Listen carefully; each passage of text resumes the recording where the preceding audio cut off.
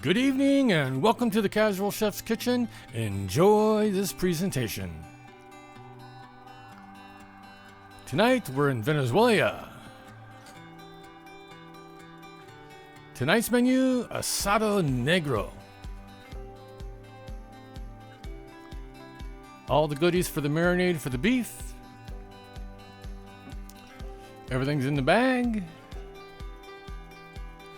Everything's been squished and ready for the cold box. And this will be in the cold box overnight. The morning mise en place, just after prep. The evening mise en place,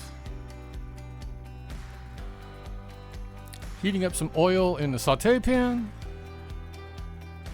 Searing the first side of the beef. Flip to the second side. Everything in the slow cooker, ready to slow cook. And we'll slow cook for 4 hours. Here's everything for the potatoes. Here's the potatoes in the hot box. Here's the roast right out of the crock pot.